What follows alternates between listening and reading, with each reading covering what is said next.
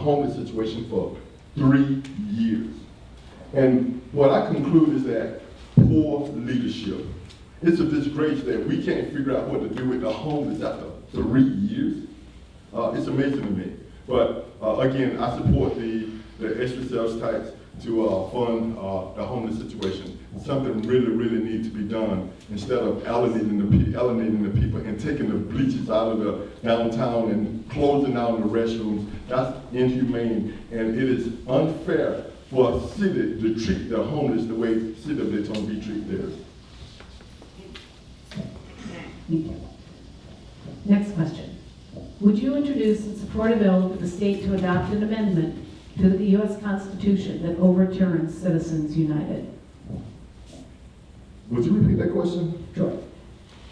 There's a movement of to have a constitutional amendment, which requires each certain number of states to ratify something. So would you introduce and support that bill for the state to adopt an amendment to the U.S. Constitution that would overturn Citizens United? Absolutely. I would definitely vote to overturn Citizens United. It is a disgrace when corporations and special interests elect their politicians. You know, I made a comment on a radio program that I'm something like Donald Trump. I self-funded my own campaign. Did you hear that?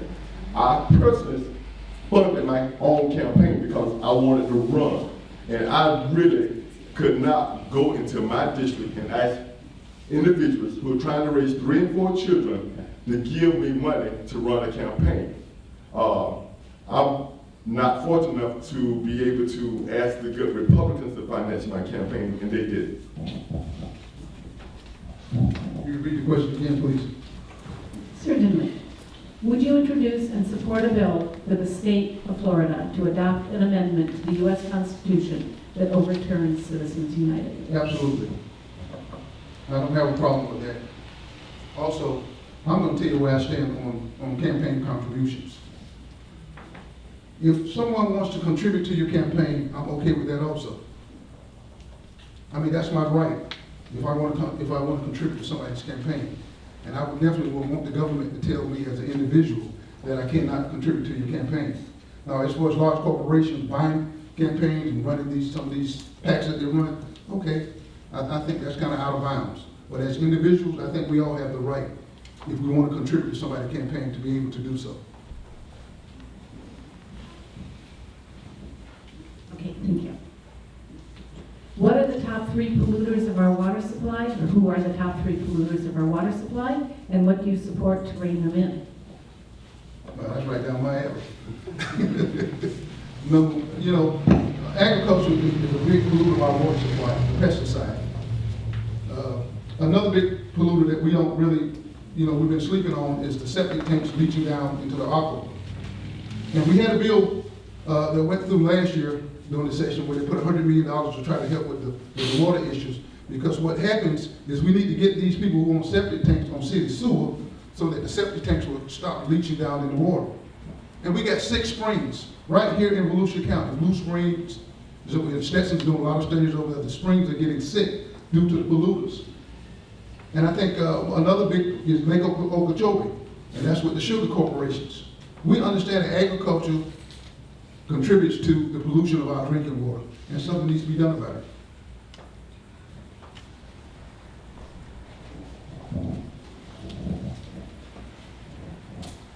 Thank you for the question. It's a very good question. And as Patrick stated, that one of the problems that we're having here in the Volusia area is that septic tanks are leaking into the aquifer system. However, the legislature decided they want to give those homeowners the money to get hooked up into the state, get hooked up into the city's infrastructure so that can be eliminated. But a major issue is we have an encroaching of seawater into our water system. That's what's going to cause us some problems. Believe it or not, the sea levels are rising. Even though some Republicans don't think that there's such an animal, but I'm telling you it is. In fact, as we speak now, whenever it rains in the Miami area, the city floods. And let me tell you, it's coming here as well. In fact, believe it or not, the entire state of Florida, on the East Coast, they're predicting to be almost underwater. So in the next 30 to 40 years, something's going to give. And we need to begin to address those issues now. Okay, thank you. What specific items would you propose to promote alternative energy development? I would not propose fracking. And some people feel that that's way to deal with the energy problem. But believe it or not, this country has a lot of oil. However, we like going to other countries to control theirs, and that's why we have the kind of wars that we've had in the past 10 or 15 years. There's a lot of alternative energy. In fact, Florida has a lot of sun, so we can utilize the sun, we can utilize the wind. But I would definitely say no to drilling off of the coast of Florida and fracking. One of the big things in Florida that we are not putting in as much as we should is natural gas. We have plenty of natural gas flowing through the state of Florida. And we as a state need to tap into it. Everybody knows about solar. You know, we're doing some things with solar. They know about wind. But I think we're missing the boat on natural gas. And natural gas is something that's natural. And we really need to take a good look and start tapping into some of the natural gas reserves. Thank you. Okay, next question. This has a long lead-in.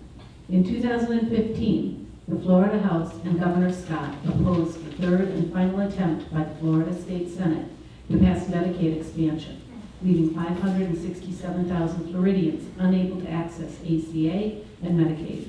Polls show that a majority of Floridians support this expansion. What will you do to bring the majority's will to reality? Wow. This is near and dear to my heart.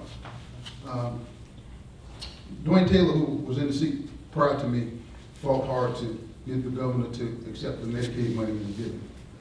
You know, and the Democrats being a minority, it's been a hard battle.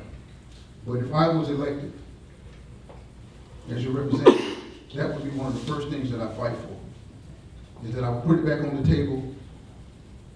I would be willing to compromise, because so many people in Florida are missing out on insurance.